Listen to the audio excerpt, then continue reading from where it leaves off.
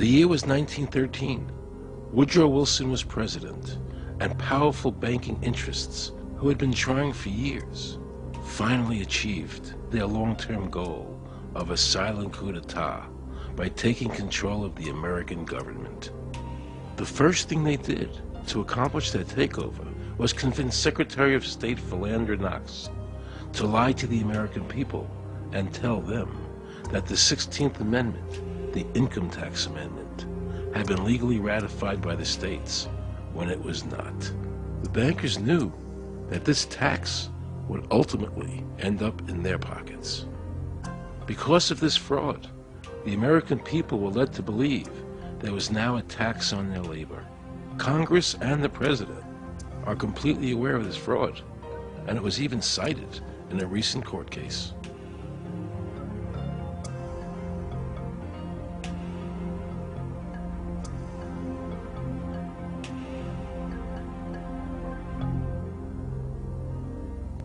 That very same year, the bankers committed their second and by far the most diabolical fraud ever perpetrated on the American people by bribing senators to pass the Federal Reserve Act without the required constitutional amendment. All in favor, say aye. They did this during Christmas vacation, when many senators were home celebrating their holidays with their families. And that's how the unconstitutional Federal Reserve Act came into being. They were very clever, and they understood that whoever issued the money for America would control the government. The bankers won, and the American people lost, because most politicians will sell their soul for $1. And now the Federal Reserve could issue dollars legally. As Mayor Rothschild said, "Give me control of a nation's money supply, and I care not who makes its laws."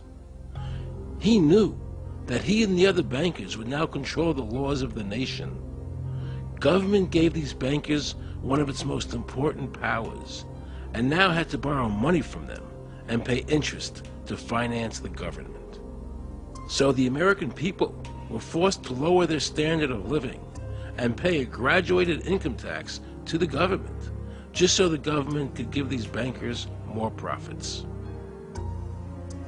President Woodrow Wilson, who signed the Federal Reserve Act into law, later said, in regret, "I am a most unhappy man. I have unwittingly ruined my country. A great industrial nation is now controlled by its system of credit. We are no longer a government by free opinion, no longer a government by conviction and the vote of the majority, but a government by the opinion and duress of a small group of dominant men." The Federal Reserve was created by Congress in 1913, and it was entrusted with the power granted originally to the Congress by the U.S. Constitution to coin money and regulate the value thereof.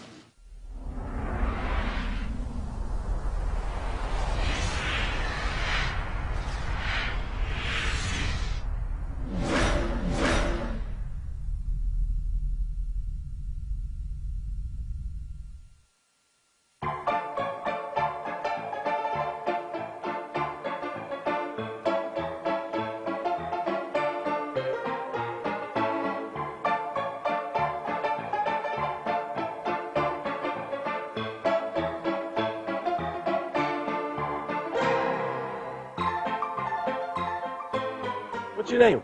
Jan Crafting? Hi, Jen. I'm Aaron Russo. I produced the movie Is this a joke? Am I going to No, that's not a joke. Okay. No. I produced the movie Trading Places with Eddie Murphy and The Rose with Bette Midler, many movies. I'm doing a feature film. And my film is about my quest to find out whether or not people pay income taxes. Do you pay an income tax? Yes, I do. You do? Yeah. Have you ever seen a law that requires you to pay an income tax? Have I ever read it? You mean in the page, black and white? No, Yeah. no. So you pay the income tax, I assume? Of late. Well, actually, no, I didn't file last year, but Okay. I'm sorry, is this on film? No, I paid my taxes. My question to you is, have you ever seen a law that says you have to pay an income tax?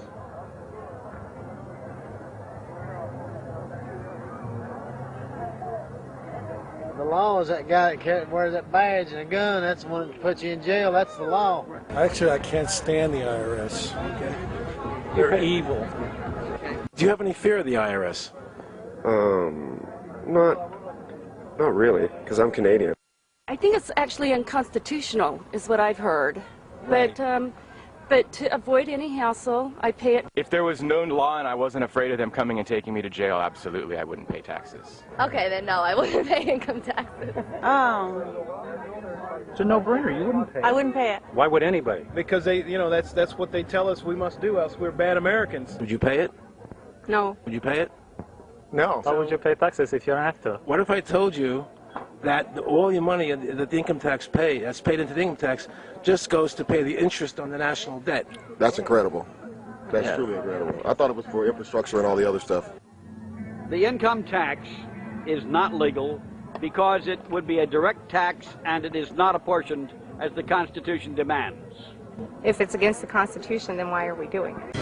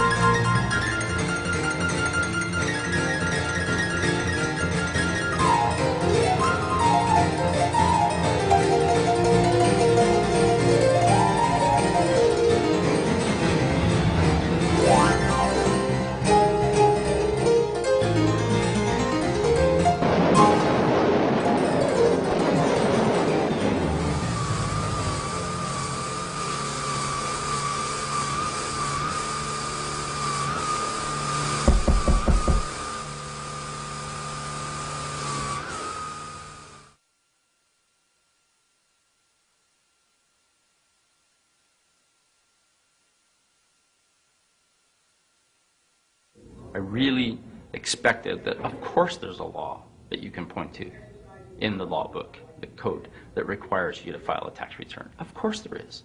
Maybe I don't know what it is right then as he was speaking to me, but sure. So naively, I agreed to go off and research it and get back to him. 3.5 months later, I was at that point where I couldn't find the statute that clearly made a person liable, at least not me and most people I know.